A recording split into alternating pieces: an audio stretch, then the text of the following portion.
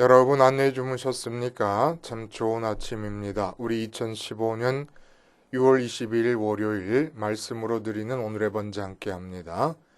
레위기 16장 1절부터 34절 마지막까지 함께 살펴봅니다. 우리는 1절부터 10절까지만 같이 읽겠습니다. 시작. 아론의 두 아들이 여호와 앞에 나아가다가 죽은 후에 여호와께서 모세에게 말씀하시니라. 여호와께서 모세에게 이르시되 내 영 아론에게 이르라. 성소의 휘장 안 법궤 위 속죄소 앞에 아무 때나 들어오지 말라. 그리하여 죽지 않도록 하라. 이는 내가 구름 가운데서 속죄소 위에 나타남이니라. 아론이 성소에 들어오려면 숫송아지를 속죄제물로 삼고 순양을 번제물로 삼고 거룩한 세마포 속옷을 입으며 세마포 속바지를 입고 세마포 띠를 띠며 세마포 관을 쓸지니 이것들은 거룩한 옷이라. 물로 그의 몸을 씻고 입을 것이며 이스라엘 자손의 회중에게서 속죄제물로 삼기 위하여 숫염소 2마리와 번제물로 삼기 위하여 순양 1마리를 가져갈지니라. 아론은 자기를 위한 속죄제의 숫송아지를 들이되 자기와 집안을 위하여 속죄하고 또 그 두 염소를 가지고 회막문 여호와 앞에 두고 두 염소를 위하여 제비 뽑되 한 제비는 여호와를 위하고 한 제비는 아사셀을 위하여 할지며 아론은 여호와를 위하여 제비 뽑은 염소를 속죄제로 드리고 아사셀을 위하여 제비 뽑은 염소는 산채로 여호와 앞에 두었다가 그것으로 속죄하고 아사셀을 위하여 광야로 보낼지니라. 오늘 우리가 함께 읽은 말씀 중심으로 선민 회원권의 우선적 혜택이라는 제목의 하나님 말씀 증거합니다. 선민 멤버십 카드, 선민이라고 하는 멤버십 카드를 갖고 있으면 가장 우선적으로 받는 혜택이 무엇이냐라는 것입니다. 그것이 오늘 본문을 읽으셔서 아시겠습니다만은 바로 속죄입니다. 속죄. 여러분 지갑에도 아마 지금도 한두 가지 이상의 회원권이 카드가 있을 거예요. 멤버십 카드가. 외국에서 살다 와서 이제 살림을 사는 주부가 가장 아쉬워하는 것 중에 하나가 이전에는 그 코스트코였습니다. 여러분 다 아시죠? 창고형 마트 코스트코. 거기서 이제 좋은 물건들을 대량으로 구입할 수 있기 때문에 외국에서 살 때 보면은 그 한국 분들이 두세 가정이 합쳐서 가서 코스트코에서 물건을 떼 갖고 와서 서로 나누고 그렇게 이제 살림을 사는 것을 보기도 하고 듣기도 했습니다. 근데 이제 우리나라에도 코스트코가 들어왔죠. 곳곳에 많지는 않지만 들어와 있는데 이 코스트코를 이용하려고 그러면 회원권이 있어야 됩니다. 그만 3, 4만 원 하는 걸로 알고 있는데 연회비를 내고 회원권을 얻게 돼서 그걸 가지고 이제 가서 값싸고 좋은 물건들을 잔뜩 사갖고 와서 냉동고에 재놓고 뭐 먹기도 하고 그러지 않습니까? 근데 이제 남이 하니까 덩달아 사놓고는 코스트코 물건이 덩치가 커요. 그러니까 가도 실제로 사놓고 혼자 가서 사면은 엄두가 안 납니다. 그래서 회원권은 샀는데 한번 가보고는 그 다음에 이용을 하지 못하는 그런 경우가 있어요. 회원권이 죽는 거죠. 근데 이런 회원권이 뭐 여기에만 있는 게 아니라 이제 여름이 되니까 리조트들 또 이용하지 않습니까? 리조트 회원권이 있어요. 1년에 뭐 30일을 이용할 수 있다 그러면 내가 1년 이용할 수 있는 게 7일밖에 안 되니까 그 회원권 있는 사람들 옆에 또 아는 사람들이 달라붙어가지고 나도 좀 이용할 수 있게 해달라고 그러고 그러니까 회원권, 멤버십 카드, 백화점 VIP 뭐 회원권, VVIP 회원권 이런 거 이제 이용하고 싶어서 우리가 멤버십 카드를 사고 회원이 되고 그러는 거 아닙니까? 아.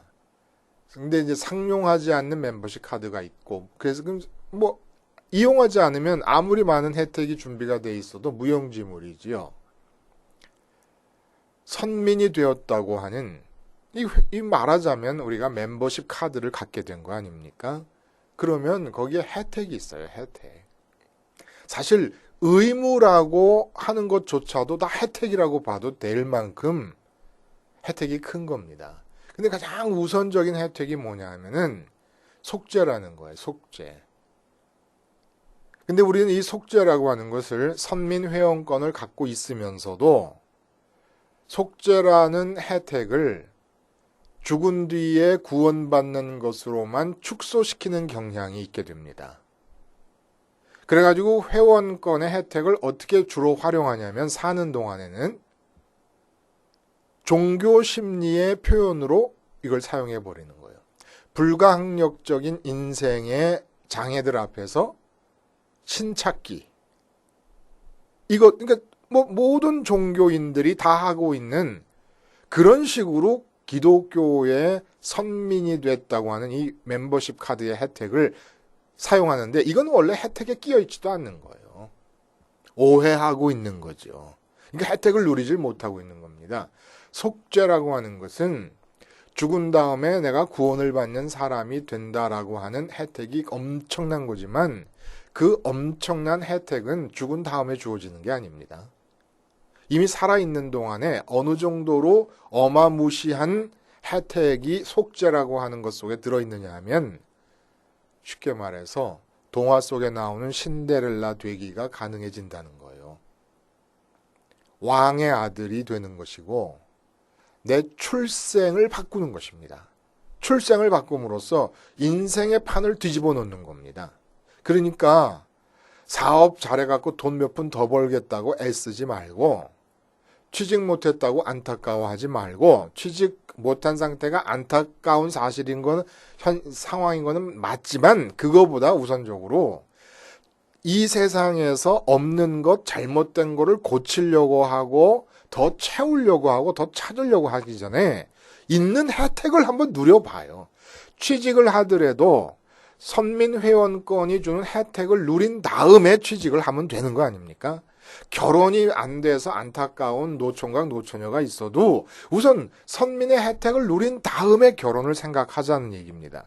사업을 하는 일이 급박한 일이지만은 우선은 선민의 회원권에 포함되어 있는 혜택을 누리고 나서 한번 보자는 거예요.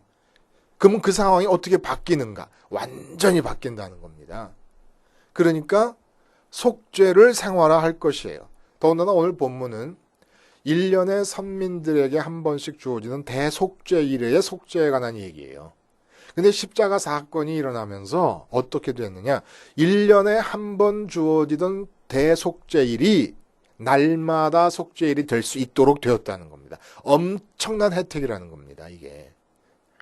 날마다 왕자로 살 수 있고 날마다 신데렐라로 살 수 있고 날마다 내 인생의 판을 새롭게 쓸 수가 있고 날마다 돈 걱정, 건강 걱정, 취직 걱정, 결혼 걱정, 승진 걱정, 뭐 성과 걱정 이런 거 걱정하기 전에 먼저 날마다 주어지는 이 혜택을 먼저 누리라는 거예요. 이게 바로 십자가를 통해 확장된 혜택 아닙니까?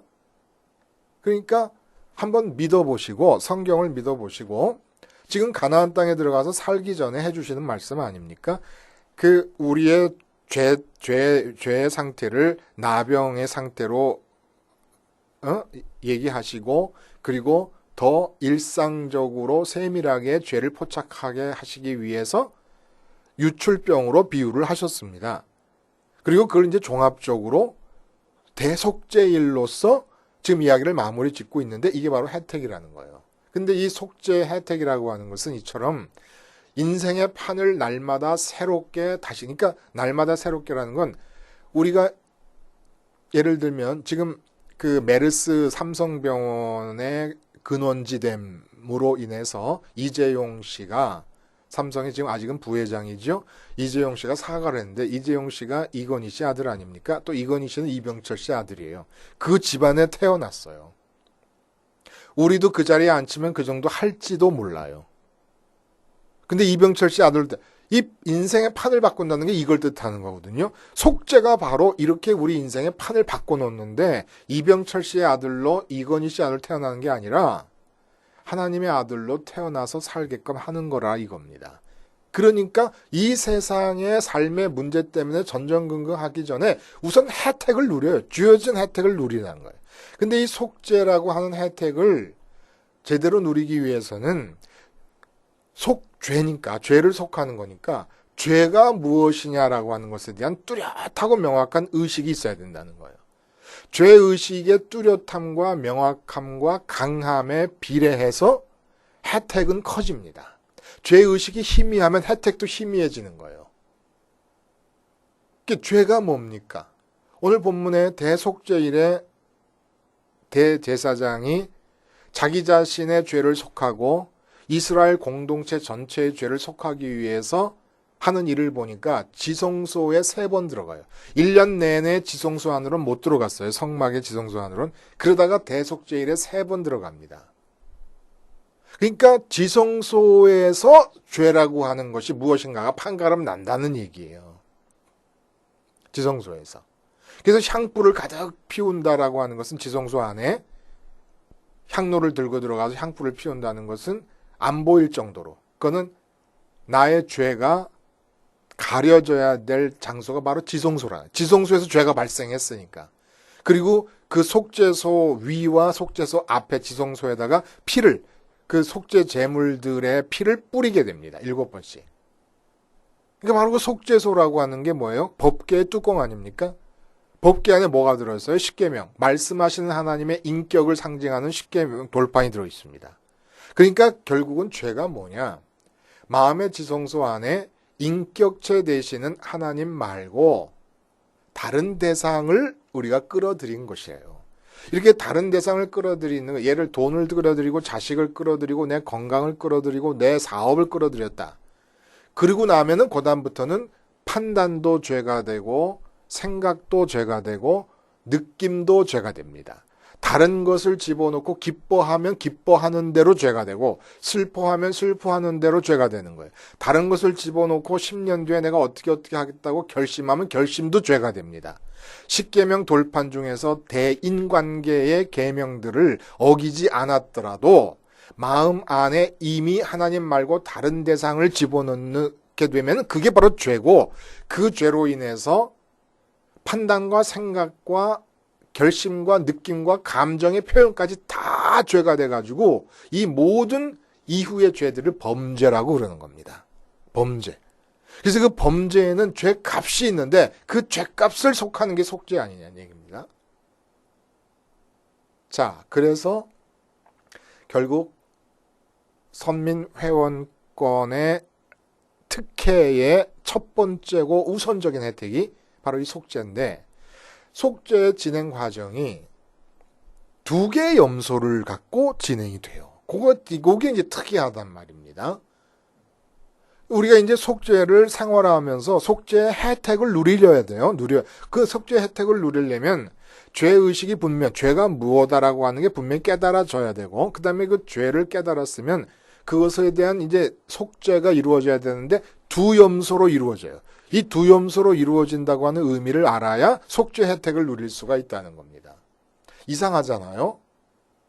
개인적으로 속죄 제사를 드릴 때는 그냥 한 마리의 제물을 드리면 됩니다. 소제를 곁들이고 뭐 이렇게 해서. 근데 왜 이 대속죄일, 주님의 십자가를 통해서 1년에 한 번 있던 7월 10일 날 있었던 이 대속죄일이 이제 날마다 가능해졌는데, 근데 왜 2마리 염소냐 이거예요.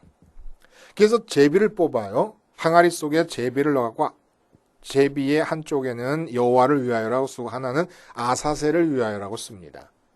그래서 제비를 뽑아가지고 2 염소의 머리뿔에다가 갖다 걸어요. 근데 보니까 하나는 여호와를 위하여라고 하나는 아사셀을 위하여라고 쓰여 있는 거예요. 그러면은 여호와를 위하여라고 쓴 이 염소는, 순염소는 번제단 위에서 그걸 죽여가지고 그 피를 가지고 이제 지성소에 들어가서 속죄소 앞 위와 앞에 7번씩 뿌리고 그리고 이제 번제단에서 속죄 제물의 규례를 따라서 속죄 제사를 드리면 되는 겁니다. 그러면 이제 속죄 제사가 이루어졌잖아요. 근데 왜 또 속죄 제사의 의미를 담고 아사셀이라는 염소를 광야로 끌고 가서 광야에 내버리는가? 광야로 내보내고 또 들어오는 거예요. 광야로 내보내 진영 밖으로 가서 한참 가서 광야 저쪽 가서 버린다는 것은 진영으로 돌아오지 못하게 하는 겁니다. 삶의 현장으로 돌아오지 못. 그러니까 광야에서 죽겠죠, 결국 염소가. 이거 왜 이렇게 하느냐는 거예요. 먼저 여호와를 위하여라고 하는 제비에 당첨된 염소에 제사장이 대제사장이 안수를 합니다. 그러면 이스라엘 공동체가 진 100가지, 1000가지, 10,000가지의 범죄의 죄값이 다 옮겨지는 겁니다. 다 옮겨졌어요. 그래서 내 죄를 마치 물 먹는 하마가 물을 빨아들이듯이 내 죄를 다 빨아들였어요. 이명래 고약이 고름을 빨아들이듯이 내 죄를 다 빨아들인, 내 죄값을 다 빨아들인 겁니다. 그 죄값을 빨아들인 염소가 죽어서 죄값이 치러져요. 그럼 이제 죄값이 치러졌잖아요. 근데 왜 또다시 아사셀을 위하여라고 해서 제비 뽑힌 그 아사셀 염소 위에 또 안수를 합니다. 죄값은 이미 그 여호와를 위하여라고 하는 염소 속으로 다 들어가서 제물로 드려졌으니까 이제 안수할 때는 이스라엘 공동체에 무엇이 글로 들어간다는 얘기냐 이겁니다. 안수를 통해서 이관되는 거니까 트랜스퍼 되는 건데 무엇이 트랜스퍼 되느냐 이거예요. 근데 그냥 보면 우리가 그냥 또 이것도 속죄를 위한 것이다 이렇게 해버리고 말거든요. 이렇게 해버리면 속죄의 혜택을 누릴 수가 없다는 거예요. 요한복음 8장에 보면 예수님께서 그 바리새인들이 간음하다가 현장에서 잡힌 여자를 끌고 와서 예수님을 시험하게 되지 않습니까? 율법에는 돌로 쳐 죽이라고 그랬는데 당신은 어떻게 하겠느냐? 이렇게 물어봅니다. 그러니까 예수님께서 죄 없는 자가 먼저 치라 하고 이 땅바닥에다 글을 쓰시고 그 다음에 일어나서 죄 없는 자가 먼저 치라니까 다 갔어요. 마음의 찔림을 받아서. 마지막에 뭐라 그러시냐면 예수께서 일어나서 여자 외에 아무도 없는 것을 보시고 이르시되 여자여 너를 고발하던 그들이 어디 있느냐? 너를 정죄한 자가 없느냐? 하니까 대답하되 주여 없나이다. 그러니까 예수께서 뭐라 그러시냐면 이르시되 나도 너를 정죄하지 아니하노니 가서 다시는 죄를 범하지 말라 하시니라. 여기 속죄의 두 가지 과정이 나옵니다. 나도 너를 정죄하지 아니하노니라고 하는 얘기는 간음한 죄가 묵살된다는 게 아닙니다. 간과된다는 뜻이 아닙니다. 이 여자가 돌로 맞아 죽어야 될 죄값을 예수님의 이름을 달고 외상 처리하고 계시는 겁니다. 그래서 이 여자의 죄값 때문에 십자가에서 죽으시는 거예요. 십자가에서 죄값을 치를 것이니까 그것도 죄 하나도 없는 분이고 죄가 없는 의인이 아니라 죄가 없으신 하나님이 내려와 인간이 되셨기 때문에 온 인류의 죄들을 다 그렇게 외상 처리하실 수 있는 거지요. 그래서 여자가 이제 정죄하지 않는다는 얘기는 이 여자를 죄값으로 돌로 쳐 죽이지 않는다는 얘기지 이 여자가 저지른 간음죄에 해당되는 죽음이 없어진다는 얘기가 아니에요. 그 죽음을 예수님의 이름으로 외상 달아 주신 겁니다. 내 이름으로 외상을 달아놔. 그 다음에 뭐라 그러냐면 다시는 죄를 범하지 말라 얘기하십니다. 이게 속죄의 두 가지 과정이라는 거예요. 또다시 이 여자가 예수님과 헤어지고 나서 곧바로 또 간음의 현장으로 간다 그러면 속죄의 의미가 없는 거 아니겠습니까? 이 두 가지 과정을 알아야 속죄의 혜택이 주어지고 우리가 신데렐라가 될 수 있고 인생의 판을 바꿔버릴 수 있다는 얘기입니다. 그러니까 인생에 무엇이 결핍되고 무엇이 안 됐더라도 이 속죄의 두 가지 과정을 제대로 알고 이 혜택을 누리기만 하면 인생은 달라지는 거예요. 사업이 안 되더라도 인생은 달라집니다. 결혼을 못했더라도 인생은 달라집니다. 인류대학 못 갔어도 인생이 달라진다는 거예요. 그러면 아사셀 염소에 안수할 때는 도대체 뭐가 트랜스퍼 될까요? 뭐가? 죄가 뭐라 그랬습니까? 마음의 지성소 안에 하나님 말고 다른 것이 들어오는 것이 죄라 그랬어요. 그러면 그 결과가 판단부터가 아예 범죄가 돼버리는 거예요. 돈이 들어온 상태에서 뭘 판단하고 보는 대로 생각하는 거 다 죄가 돼. 그리고 돈 벌었다고 좋아하는 것도 죄하고 그게 범죄예요. 하나님이 아주 진노하실 죄입니다. 그래서 오늘 본문에 뭐라 하면 대제사장이 그 지성소에 함부로 들어왔다가 죽임을 당하니까 들어오지 말라는 겁니다. 1년에 한 번 특별한 절차를 밟아서만 들어오라는 얘기예요. 이렇게 싫어하시는 거거든요. 그러니까 아사셀 염소에 안수할 때 그 염소 속으로 트랜스퍼 되는 게 뭐냐면 그동안 마음의 지성소 안에 내가 첫 번째로 사랑해서 들여놨던 것들 그게 다 트랜스퍼 되는 거예요. 내가 자식을 마음에 들여놨어요? 그러면 그 아사셀 염소 속으로 내 마음 속에 들어와 있던 자식이 글로 들어가는 겁니다. 실제 내 바깥에 있는 자식이 염소 속으로 들어가는 게 아니라 내 마음의 지성소한 첫 번째 사랑의 대상의 자리에 집어넣고 있던 것들이 아사셀 염소 속으로 들어가는 거예요. 내가 사업을 지성소에 들여놨다. 그러면 그게 들어가는 거예요. 목사님들 같으면 예배당 건축을 마음의 지성소 안에 들여놨다. 첫 번째 관심사가 그거였다. 그러면 아사셀 염소 속으로 그것이 들어가는 겁니다. 무엇이든지 간에. 그렇게 내가 첫 번째로 사랑하는 것들을 다 담았어요. 근데 내가 왜 첫 번째로 사랑을 합니까? 그것에서 기쁨이 주어질 줄로 믿기 때문에. 그것으로부터 만족이 주어질 줄 알고 믿기 때문에. 이게 극악무도한 하나님에 대한 반역이라는 거예요. 하나님 말고 다른 것으로 기뻐하고 만족하겠다고 하는 것, 그리고 다른 것이 내게 만족을 주고 기쁨을 줄 수 있다고 믿는 것, 이게 믿음입니다. 왜 예수님을 믿어요? 예수님을 믿음으로써 하나님만이 나의 기쁨의 이유가 될 수 있다고 하는 것의 고백이니까. 그게 믿는 거예요. 마음을 드린다는 것은 내 마음의 지성소 안에 무엇을 들여놓는다는 것의 역방향 얘기입니다. 같은 의미라는 거예요. 그래서 아사셀 염소가 결국 내가 마음의 지성소 안에 들여놓고 첫 번째 사랑의 자리에 들여놓고 그것으로부터 만족을 얻을 수 있다고 생각했던 모든 하나님 이외의 것들을 다 트랜스퍼해서 그 안에 담는 겁니다. 그 안에 담았어요. 그럼 어떻게 해요? 광야로, 뜨거운 광야로 데리고 나갑니다. 그래서 거기서 그 뜨거운 광야에서 매몰차고 차가운 이별을 하는 거예요. 내보내는 진영 바깥에 있는 광야. 진영이 뭡니까? 내 삶이 진행되는 곳이에요. 그러니까 내 삶에서, 내가 삶의 현장에 있어서 더 이상 내 마음 속에는 하나님 말고 다른 것들은 들어와 있지 않겠다라고 하는 것이 속죄의 마무리 단계로 반드시 있어야 된다는 겁니다. 그래서 정말 뜨거운 광야에서 차가운 이별을 해버리는 거예요. 내 마음에서. 근데 자식이었으면 자식을 아사셀 염소에 담아가지고 보내는 겁니다. 그래서 주님의 십자가가 이런 의미들이 있는 거예요. 내 죗값의 죽음입니다. 그리고 하나님 말고 다른 것을 집어넣고 있었던 나의 죽음이에요. 이게 번제. 속죄는 죗값을 치르는 것이고, 그 다음에 그렇게 다른 것을 집어넣고 있는 나의 존재, 이제 이런 죄된 존재가 죽는 게 번제의 의미가 십자가에 있어요. 그리고 또 십자가는 내가 마음의 지성소 안에 들여놨던 것들의 죽음입니다. 그게 바로 아사셀 염소의 의미가 십자가 속에 담겨 있는 거예요. 그러니까 내가 내 사업체를 지극히 사랑했다. 첫 번째로 사랑했다. 그러면 십자가가 뭘 의미합니까? 내 사업체의 죽음을 말하는 거예요. 그걸 고백해야 된다는 겁니다. 내가 그토록 지금까지 사랑했던 내 사업체가 십자가에서 죽었다. 그동안은 내가 사업을 잘해서 기쁘려고 했는데 이제는 사업체가 십자가에서 죽었으니까 주님 따라 올라가서 하늘에 계신 하나님으로만 기뻐해야지 라고 생각하는 것.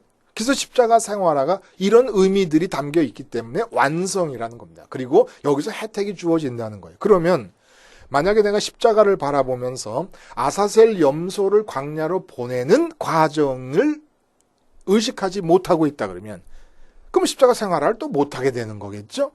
십자가 생활화를 안 해서 아사셀 염소의 과정이 누락돼 버리면 어떻게 되느냐? 그러면 내 마음에 그냥 그대로 하나님 말고 다른 걸 갖고 살게 되잖아요? 근데 그 다른 것이 내 마음에 들어온 다른 것, 그것의 삶의 운명은 광야로 하나님이 정하신 겁니다. 그것이 내 마음 속에 들어있는 한 그것의 운명적인 삶의 자리는 광야예요. 하나님은 질투하시는 하나님이시기 때문에 내가 내 마음에 자식을 놓고 있으면 자식을 사랑하면 사랑할수록 내 자식의 삶은 광야가 돼버립니다. 그래서 수가성 여인이 6번째의 남자와 같이 살고 있었지 않습니까? 남편에게서 인생의 의미를 찾고 기쁨과 만족을 얻으려고 하는 생각으로 살았던 거예요. 근데 그 여자의 삶이 광야로 바뀌어버립니다. 내가 내 사업을 잘해서 옥토로 인생을 만들려고 하고 있습니까? 그건 넌센스라는 거예요. 사업도 광야가 될 것이고 내 삶도 광야가 될 것입니다. 특히 이런 일은 회원권을 갖고 선민의 멤버십 카드를 갖고 있는 자들에게 더 극렬하게 드러날 수 있습니다. 왜냐하면 하나님이 당신 자신을 혜택으로 주시기로 결정한 자들이기 때문에 혜택 아닌 것들에 몰두하고 있을 때는 그 몰두하고 있는 영역에 대해서 광야를 허락해 버리신다는 게 이게 아사셀 염소의 의미라는 거예요. 그러니까 아사셀 염소의 의미는 두 가지죠. 내가 마음의 지성소 안에 드러났던 것을 안수하여 트랜스퍼함으로써 아사셀 염소 속에 내 사업 담고 내 돈 담고 내 건강 담고 내가 기쁨을 줄 수 있다고 믿었던 모든 것들이 다 담겨진 채로 뜨거운 광야로 데리고 나가서 차가운 이별을 해버리는 것입니다. 근데 그것이 이루어지지 않으면 어떤 의미가 있느냐? 내가 마음의 지성소에 놓고 사랑하는 모든 것들의 삶을 하나님께서 광야로 만드시겠다는 하나님의 경고적 약속이 들어있는 겁니다. 그러니까 그것이 광야가 되면 내 마음 안에 들여놓은 것의 삶이 광야가 돼버리면 나의 삶이 광야가 돼버리는 거예요. 광야로 끌고 가서 거기서 버리지 않고 다시 데리고 들어와 버리면 삶의 현장이 광야가 돼버리는 겁니다. 그러면 내 자식을 빼버리고 다 빼버리고 아사셀 염소에 담하고 다 버리고 나면 이웃도 사랑하라 그러셨는데 그럼 어떻게 되느냐? 아사셀 염소에 내 마음 속에 있던 이웃이 가족까지 포함합니다. 다른 사람, 타인 사랑. 타인을 다 아사셀 염소의 집에 다 보내버리고 하나님 마음의 지성소에 들어오시면 진짜 이웃 사랑이 됩니다. 근데 내가 마음을 하나님으로 채우지를 못하고 이웃을 사랑하겠다 그러면 이웃 사랑이 아니라 이웃 사냥이 돼버립니다. 내가 내 자식을 사랑하는 것 같아도 하나님으로 마음이 완전히 채워진 사람이 아니면 자식을 위한 사랑을 할 수가 없어요. 나를 위해서 자식을 사랑하는 겁니다. 그러니까 이건 자식 사랑이 아니라 자식 사냥이 되어버리는 거예요. 하나님으로 내가 완전히 채워지기 전에는 모든 타인 관계는 타인 사랑이 아니라 타인 사냥이 되어버립니다.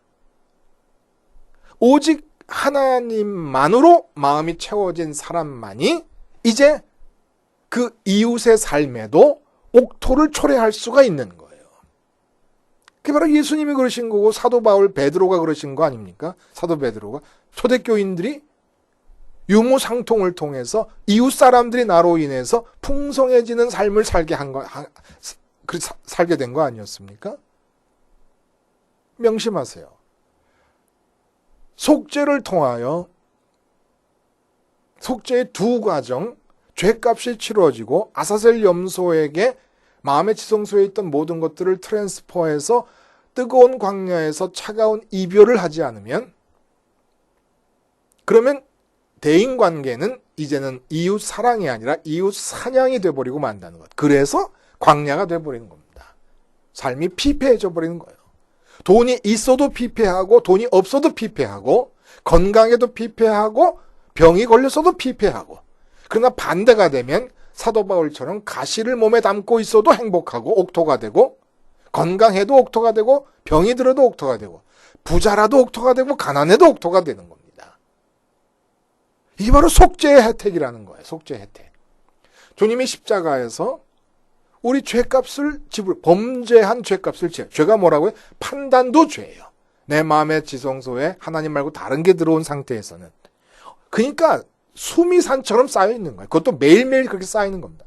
그래서 십자가를 통해 죄값을 치르고 그리고 주님의 죽음에 장례돼서 죽으신 그 죽음, 땅에 묻히신 그 죽음에 나의 모든 마음의 지성소에서 첫 번째 사랑의 대상들이었던 걸 트랜스퍼해서 다 옮겨버립니다.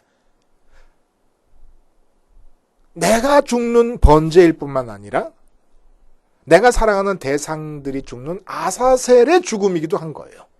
광야에서의 죽음.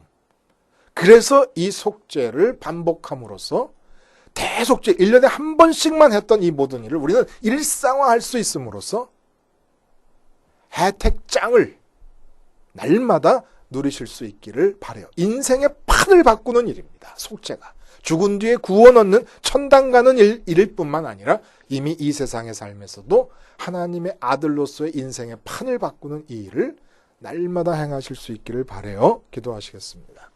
하나님 아버지, 대속죄의 일이 주님의 십자가로 인해서 날마다 일상이 되도록 혜택을 무한대로 확장하셨사오니 이 혜택 누리며 사는 회원권 가진 회원다운 선민들 되게 해 주시옵소서.